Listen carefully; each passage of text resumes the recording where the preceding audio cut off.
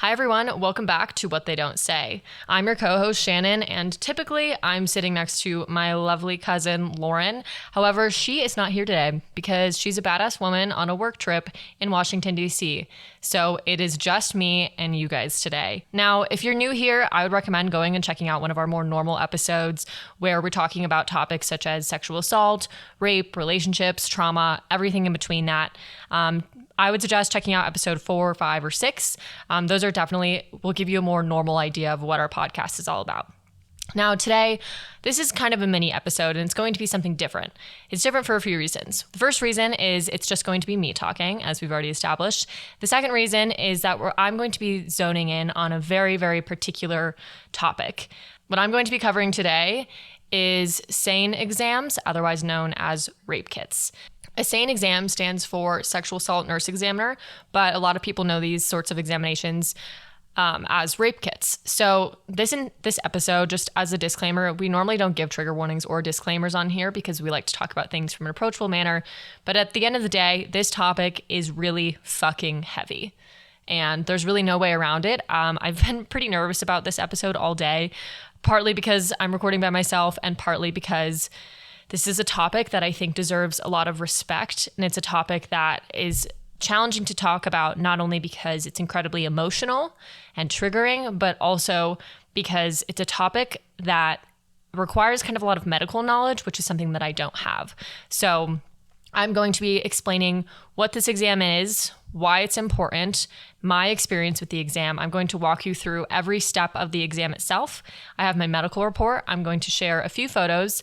No photos are going to be incredibly gruesome or anything like that. But I do think that because I am somebody who does not have a medical background, I want to talk about this from the most informed way that I possibly can. So without further ado, I want you to settle in, take a deep breath, and we're going to get through this intense and very important topic together.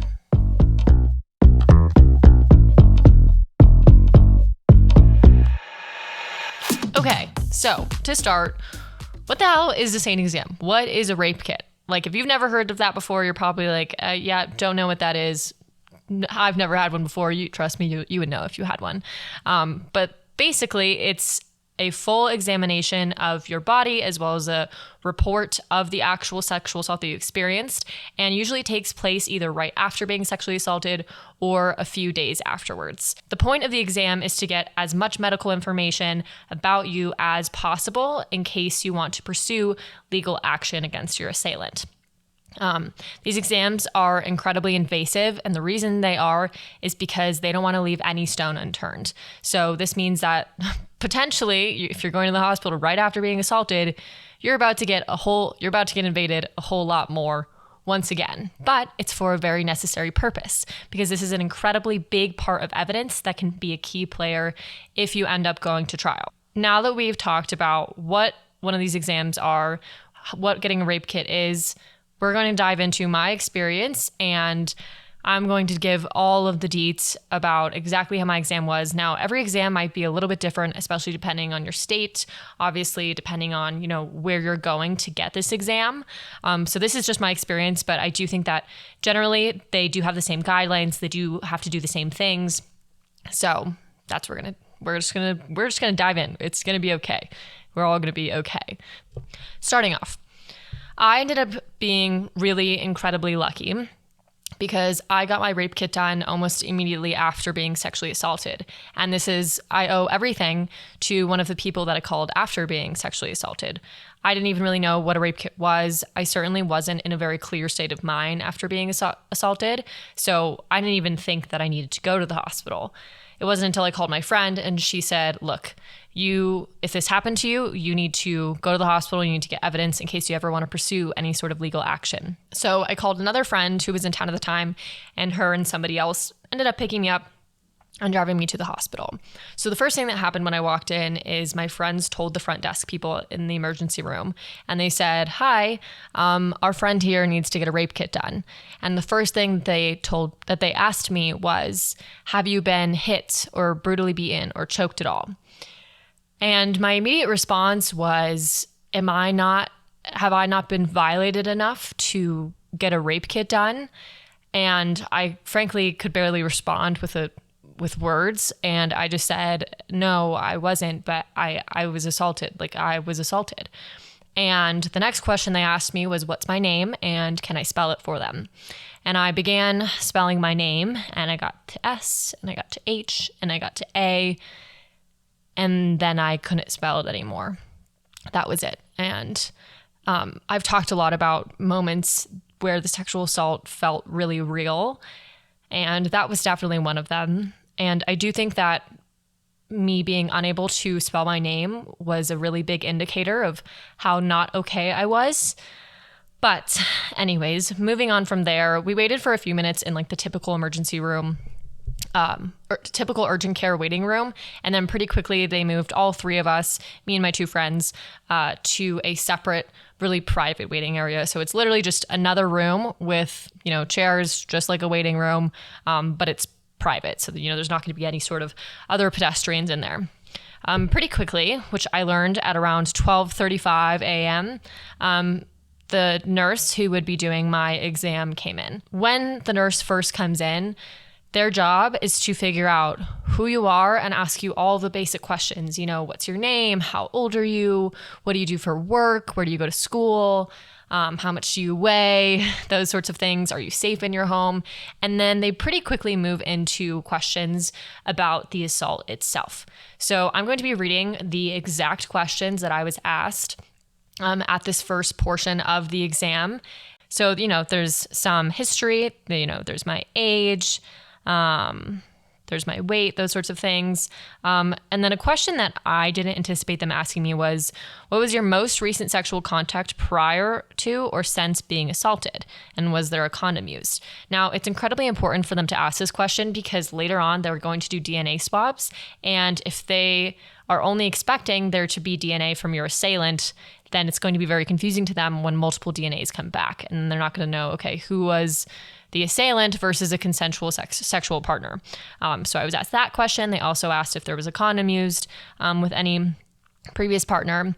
And then they start getting into questions about the assault. So these questions are, did a finger penetrate? Did penis penetrate? Did an object penetrate? Did an assailant ejaculate? What was the location of the ejaculation? Did an assailant wear a condom? Did assailant use lubricant? Did assailant put his or her mouth on your genitalia? Did the assailant put his or her mouth on any other parts of your body? Did assailant make you put your mouth on his or her genitalia? Did the assailant make you put your mouth on any parts of his or her body? Other details. These other details typically include strangulation. And this question is asked because a lot of people do not think about strangulation when repeating their assault. I learned that from the actual nurse who did my exam. When she testified in court, she talked a lot about that. So then the next set of questions that happen are things about what has happened after the assault. And I'm going to explain why that is in a moment. But these questions are, have you douched? Have you bathed or showered? Have you eaten? Have you drank? Have you smoked? Have you brushed your teeth? Have you gargled? Have you urinated? Have you defecated, which means shit? Have you used tampons, liners, or diapers? What clothes are you wearing? Are these the same clothes as before? Or are they different clothes? Now, these questions are all asked, once again, for DNA purposes. So if you go to the hospital and they're going to be collecting swabs of your mouth and your vaginal area and all over your body, and you've showered and you've brushed your teeth and you changed your clothes, then the chances of there being DNA from your assailant on you are significantly lowered. Now, obviously, internal DNA, so things like inside of your vagina or perhaps your anus or things like that, that DNA may stick around for a while. But if you've ever been assaulted, if you're assaulted and you are going to the hospital afterwards, I think it is absolutely apparent.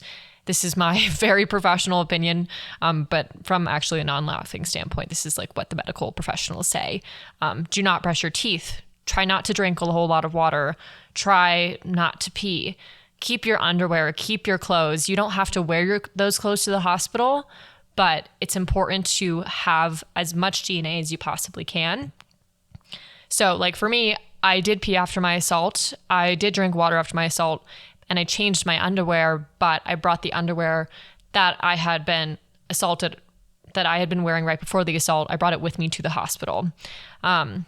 Another weird thought that I had right before going to the hospital was, what do I wear when going to this exam? And it wasn't like a, let me look cute for this exam. It was simply a absolute shock of, I've never thought that I would have to get dressed for an occasion such as a rape kit. And I guess if you ever find yourself in that scenario, which I truly hope you do not, but if you do, the correct answer is wear the clothes that you were wearing right before you got assaulted. And if you don't have those clothes for whatever reason, then just wear something comfortable because you're about to go through something that is incredibly uncomfortable. So the next thing that happens is you give a detailed account of the assault itself. So this is going to be what happened an hour before the assault, all the way to what happened after. So it's all those details. And the good news is they've already asked you those questions of, was there penile penetration? Was there penetration of an object? Did they touch this part of your body? So then once you're recounting your story, and they're writing all of this down, by the way, this is like not just questions for funsies, like they are writing all this down, they're documenting everything. Then they can ask you details about all of those questions that you had been asked before. Now you're giving the story behind them, and then they can ask details about those specific questions. So the next thing that happens is they give you your reporting options. Now, reporting options do vary state by state, so I'm only going to be talking about these specifically related to Colorado, and this was my experience. But in Colorado, we have 3 reporting options. The first one is anonymous reporting. So essentially what happens is they will collect the evidence, which means they will do an entire exam, but it does not get analyzed. There will be a phone call to law enforcement and they will say, hey, look, we have an anonymous report about a sexual assault, and there will be a case number assigned to the evidence, but it will sit up to 2 years before being analyzed. Now, it's not analyzed automatically at the end of those 2 years. It is simply a thing of, if at any point within those 2 years you want to go through with the court trial or you want the evidence to be analyzed, then it can be. But that's basically the best reporting option, in my opinion, for somebody who wants the evidence but has no idea whether they're ready or not to pursue a court case. So then on the opposite end of that spectrum, you have a full report. So this is a fully unrestricted report. Police will be called, law enforcement will come speak to you immediately. Evidence will be collected and analyzed immediately. And you're essentially saying, hey, I want to go through the justice process with this, but it's a very immediate thing. And then there's an option kind of in between the anonymous report as well as the full report, and that's a medical report.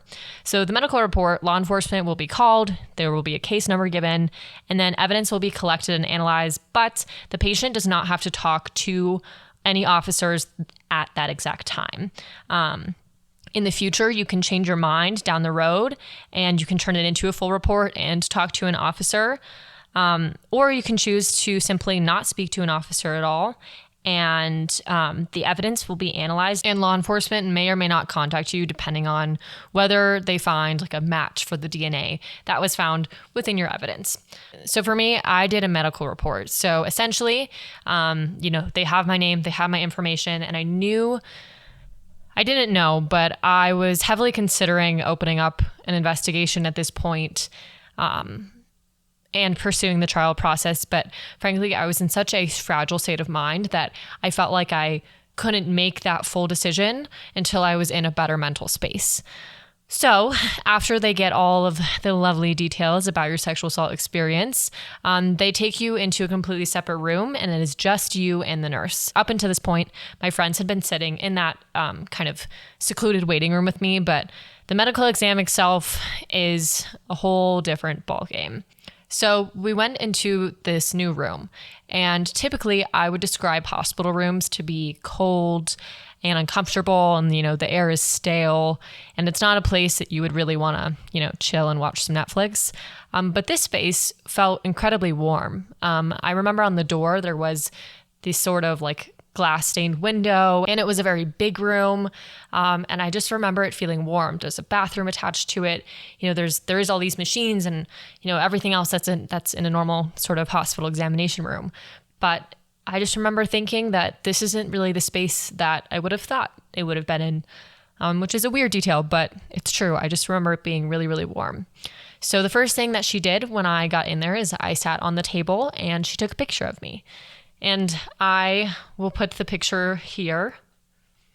But this was another moment where I thought, do I smile in this picture? You're supposed to smile for pictures, but how are you supposed to look after being assaulted and they're, taking an account of your physical appearance? I would say that looking at this picture of myself, my eyes look not like themselves. My eyes look incredibly lifeless to me, and they look like they've been through something that they weren't ever prepared to be a part of. I forgot to say that before this picture was taken, when I was first brought into the room, the nurse did this thing where she was kind of orienting me. And I think this is probably true for a lot of nurses who do these exams, but I was particularly grateful to this woman for doing this. She wanted me to feel safe, and she did that by saying, this is a safe space.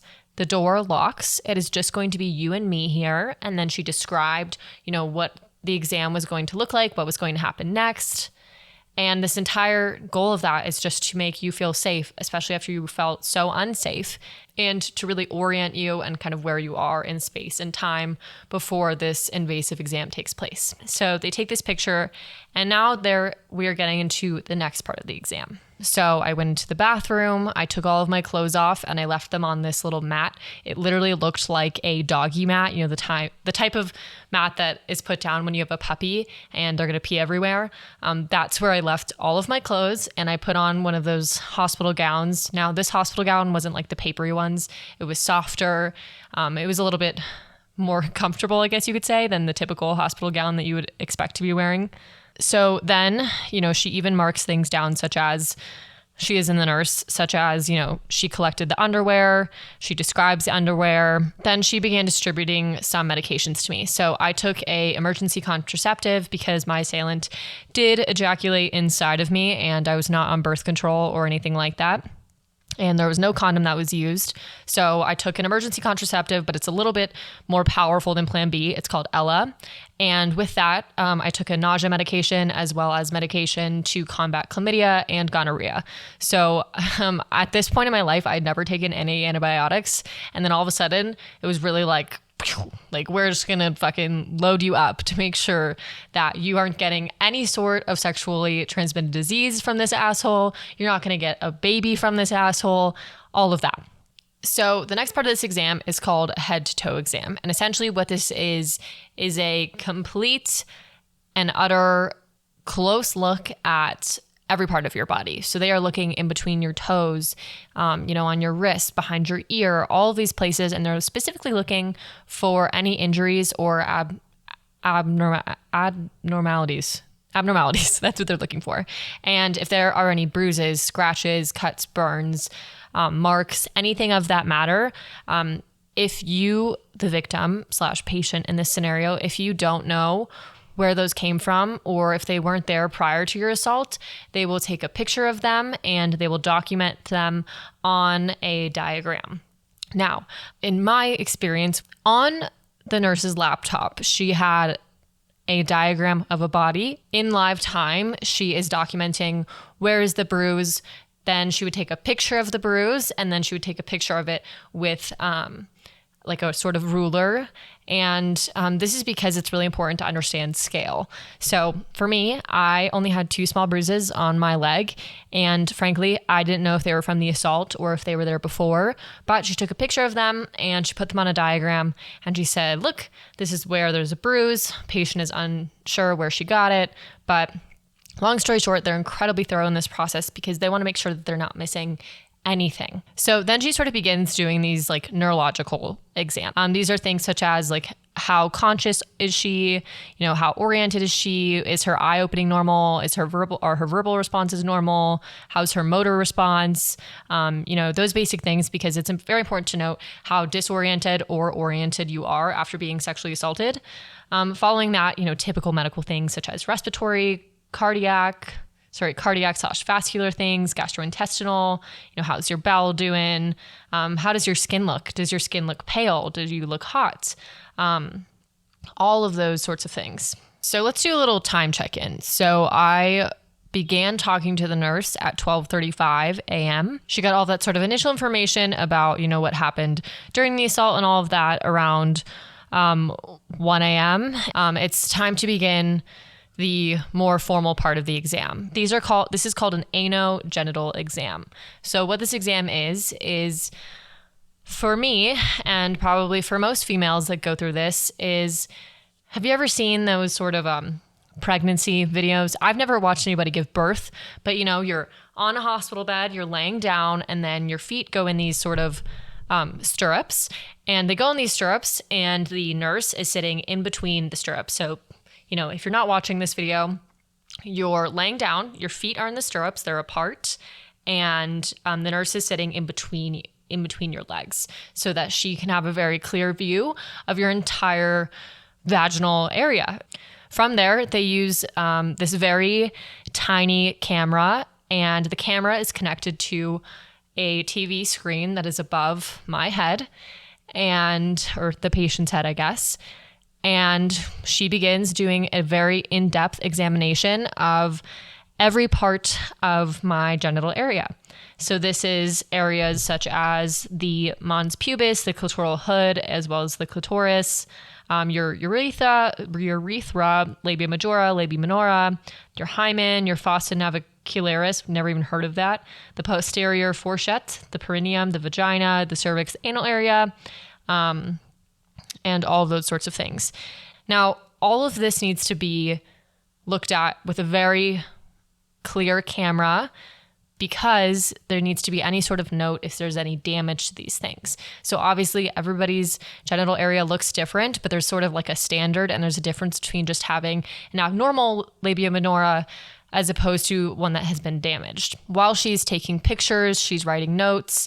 While doing all of that, she's explaining what she's doing. So it's not like she's just poking around in my cooch area and there's surprises. Like, she is explaining everything, and she's going slow, and she's explaining before, during, and after what just happened, what's going to happen next, what I'm about to experience physically, and all of that. And something that I thought was particularly incredible that happened to me during this examination was, I'm not saying I wasn't comfortable with my vaginal area at all before this exam, but I hadn't really spent a lot of time, looking down there. Not because I'm uncomfortable. It's just like, I had never really taken a mirror and thought, what does my clitoris look like? So, I'm laying there, and I had felt disgusting after being assaulted. Like, I truly had wished that I could have ripped my skin off and put it in a washing machine and bleached it or burned it and gotten new skin. Like, I felt horrible.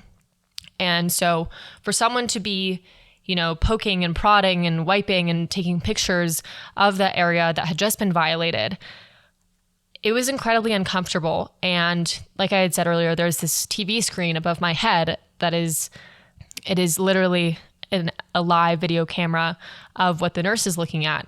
And I didn't want to look at it. So I was just kind of closing my eyes. I was trying to look around. And my nurse, in the middle of the exam, she says, "Hey, Shannon, look. And I don't know about you, but I don't want to look at my vagina with a high definition 4K camera, especially after being sexually assaulted." And I'm like, no, it's okay, nurse. I don't want to look. And she goes, "No, look how beautiful your body is. Look how incredible this is. Like, do you not understand how amazing this body part is and all that it does for you?" And I sat there and I looked. And my first thought was, holy shit, I need to shave my vagina. And my second thought was, yeah, it's gross looking and it's not the prettiest thing in the world, and it's just been so violated. But just because it's been so violated doesn't take away how incredible my body is and how incredible this body part is. And that moment for me was probably the first little peak of healing. And it's all thanks to that incredible, incredible nurse. So with the exam, getting back into it, there's a few things that she does. The nurse takes pictures, the nurse does swabs, the nurse notes any injury, and specifically with the swabs. So if you've ever had a pap smear before, basically they take this lovely metal tool called a speculum, and they go into your cooch and they spread it nice and wide. excuse me, and they take these big, long Q-tips and they go in and they swab your cervix. And in this case, what's different than a pap smear is they're swabbing like all sorts of like every little piece of your vagina because they're trying to get DNA evidence as well as, figuring out the state of your vagina. I remember the Q-tips, these sort of long Q-tips that she was, sticking inside of me, feeling incredibly sharp. And I've had a pap smear since this experience, which once again, a pap smear is very different than a rape kit. But I think the way that the Q-tips felt inside of me and how sharp they felt really speaks to how uncomfortable my genital area felt as a whole. A hole is in W-H-O-L-E, not H-O-L-E. Oh, also that camera that they use, it's called a colposcope. So that's kind of interesting. For me, something that I was worried about was that there wouldn't be any injury to any part of my genital area. And now that's a weird thing to say because, you might be thinking, Shannon, why would you want there to be injury? And I wanted there to be injury because, like I was saying, my vaginal area felt incredibly, incredibly uncomfortable. It felt stretched out. It felt worn out. It felt uncomfortable, like it had never felt before. And I felt like it deserved to be injured. Like the way that I felt emotionally and physically, I thought, well, surely there's damage to something. And that wasn't the case. There was no injury found, no tearing, no scarring, no scratches. The only thing that they did find was the ejaculation inside of my little vaginal pouch, the walls of it. And, I had mentioned earlier that my nurse told me to look at my vagina and it felt so disgusting, but the same way it was a little bit healing. Well, when she finally found the area where the cum was, she told me to look again. And she said, look, do you know what this white stuff is? And I said, no. And she said, this is your assailant's ejaculation. And I was like, wow, I don't ever need to look at that ever again. That's fucking awful. Why? I don't need to see that. And she was like, no. You don't understand. This is like full DNA proof. Like there is no doubt that this is going to match his DNA. And a part of me, is saying, that's just so awful. And the other part of me thought, this is a win. This is a win for whatever court case I pursue or whatever I don't pursue.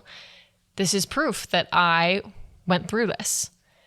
But back to this whole evidence thing, there being no sort of tears, no damage. The nurse that did my examination, when she testified in court, a lot of the defense's questions were related to, well, there is no injury, so it can't be sexual assault. And what she said, and what I want everybody to hear loud and clear, is that it is incredibly more common for there not to be any injury when doing a medical exam from a sexual assault than it is for there to be injury. Meaning that more people who have these exams who have been sexually assaulted show no signs of injury, that it's completely normal. So if you have one of these exams, not having an injury does not mean you weren't assaulted. And that's okay. And one of the reasons behind that, which she spoke about in court and in her testimony, is that the vagina has this natural way of lubricating, and it will lubricate whether you're being assaulted or not, whether you're turned on or not. And I'm sure women out there, you can relate to this. There's been times where you are, wet during sexual intercourse, but you're not turned on at all, or you're not wet at all and you're so turned on. And it's the exact same thing here, is that the brain to cooch connection, I would call it, is a pretty separate one. So for me, it seems as though my vagina produced its own lubricant, because pop-off queen, that's what cooches do. That's what they're designed to do. And that's one of the main reasons why there was no injury. And finally, it ends. So the exam itself can take anywhere from 20 minutes to several hours. And that really depends on sort of what they find. So if you have hundreds of bruises on your body and scratches and scrapes and all of this stuff, it's going to take significantly longer to document each and every one of those, to take a picture of every one of those next to a ruler. And like for me, my exam took a little bit longer because my cervix, I guess, was really hard to find. She's just kind of hidden. She's like playing hide and go seek all the time. Before I left the hospital, I was given a few things. I was given this little folder, and it had a purple pamphlet in it that talked about things to expect after being sexually assaulted. And those were emotions, as well as timelines, as well as resources. And I was also told that it's incredibly important to go to a gynecologist following this up a few weeks after to make sure that I really didn't get STIs, to check in on all of my body physically and everything like that. So some of the things from the pamphlet I would like to talk about a bit. So they give this advice for caring for yourself. This isn't the exact words from the pamphlet, but these are things that were written in my medical report, which I believe are incredibly similar to the pamphlet. So they have this thing about caring for yourself. And it says, surviving a sexual assault can be very painful and an upsetting experience. You should not be surprised if your emotions feel like a roller coaster ride. These are some common feelings and reactions that you may experience. Rage, sense of loss, withdrawal, numbness or emptiness, loss of control, panic, stomach or headache pains, nightmares, reluctance to go to work or school, wondering why me, disbelief, difficulty sleeping, fear, shame, guilt, anger, betrayal, inability to concentrate. And then it goes on to say, all these feelings are normal. It's important that you have support to help you express and deal with these feelings. Don't be afraid to talk to someone about your feelings and experiences, particularly with someone trained in these issues of sexual assault and rape. With time, support, and understanding, these feelings will subside. It talks about breathing, that when you get scared, you should try to breathe normally because you often don't want to breathe normally, and your body's natural reaction is not to take a deep breath. The next one I really like. It says, appreciate yourself and the strength you've showed for having survived. I have a really hard time when people call me a survivor. I also have a really hard time when people call me a victim. And I think it's because I haven't found the right term that really replicates how I feel being someone who has been sexually assaulted. But this line of appreciate yourself and the strength you have showed for having survived, I think is a very powerful one because you made it through. You were in this time and someone was overpowering you and taking your body and turning it into something for their own pleasure and not thinking about you and your ability to consent or not to consent. And it ended and you're still here. And that is something to be celebrated and recognized and not something to take lightly. So when I walked out of the hospital that night, I didn't pay any money. I walked out. I left. My friends took me home. However, a few months later, in the mail, I received an invoice for $5,903.80. That's a lot of money. And that's how much my rape kit was. And I was told there was a way to get it taken, or my understanding was that I could get that entire fee paid for by insurance. And ultimately, insurance ended up paying about $2,000 of it. So I paid a little bit over $3,000 for this medical exam. That cost is exceptionally high. However, knowing that it's such an expensive process, I do not think that should hinder you from going to do it.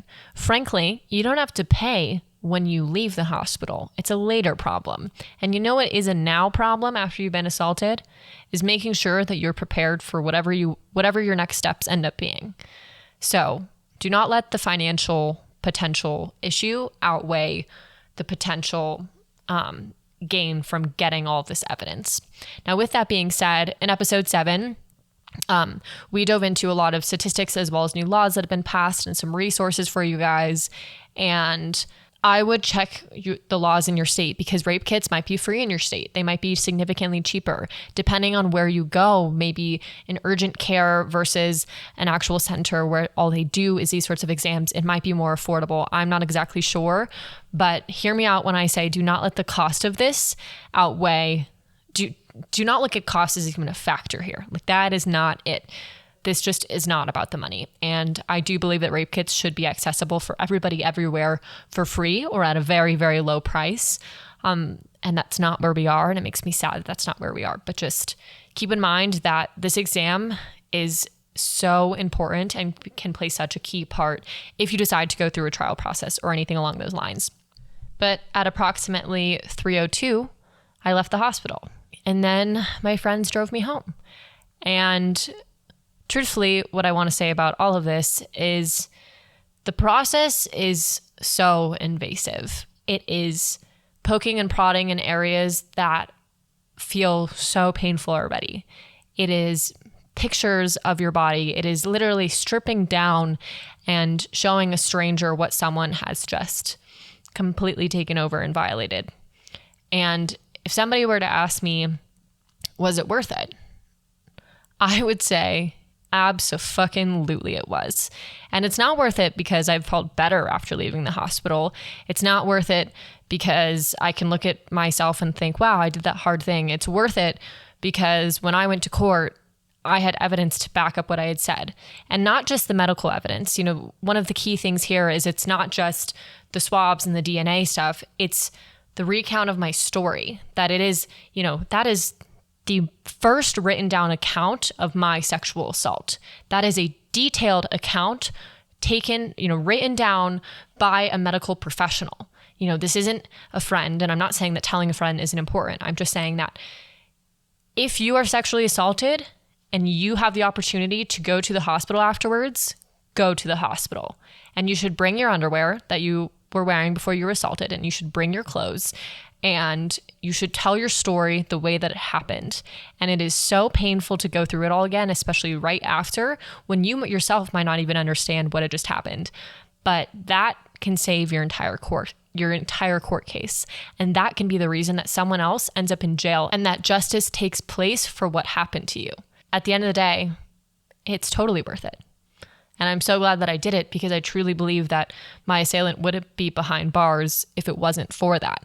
And I'm so grateful to my friend that encouraged me to do that. And if you're a friend who gets a phone call in the middle of the night and someone says, hey, I think I was assaulted, I don't know what to do, say, I'll be there in 10 minutes. I'm going to pick you up and we're going to go to the hospital. And it's going to be so awful, but it's going to be so worth it because that son of a bitch doesn't deserve to walk around free. That son of a bitch deserves to be put behind bars for what he did to you because assault isn't okay and we should stop acting like it is. Oh, heavens, I am heated. I'm going to be honest, guys. I don't really have one clear thought to leave you with.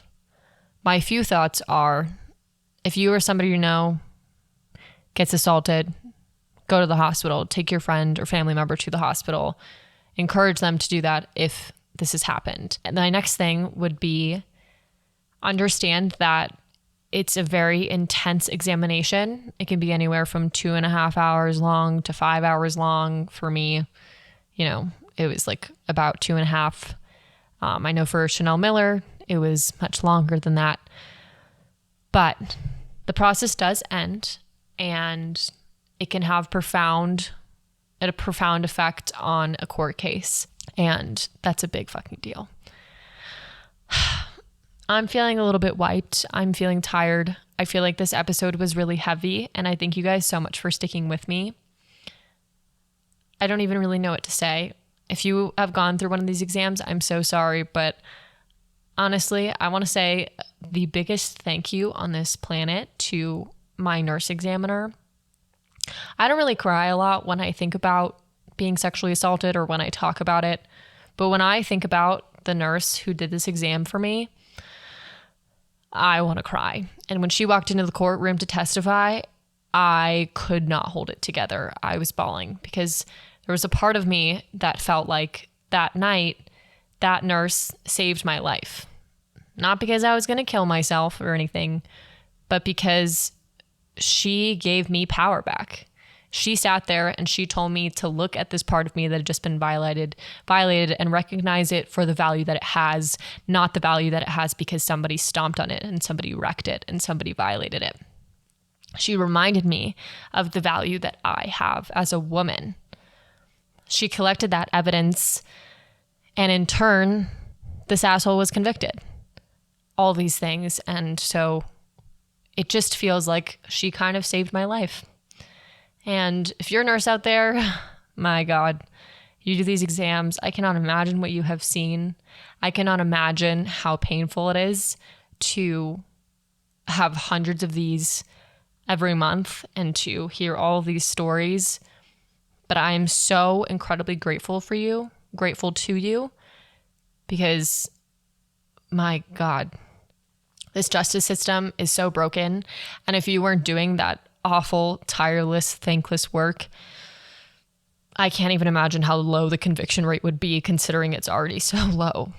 Thank you so much to anybody who's ever played a part in any of these rape kits. Thank you guys so much for listening. I hope you found a way to enjoy this episode. If you want to share your story, if you have any questions or comments about the show, send an email to whattheydon'tsay@gmail.com. We appreciate you. We love you. And it's going to be okay. And that's about all I have to say. Catch you on the flip side. Cheers.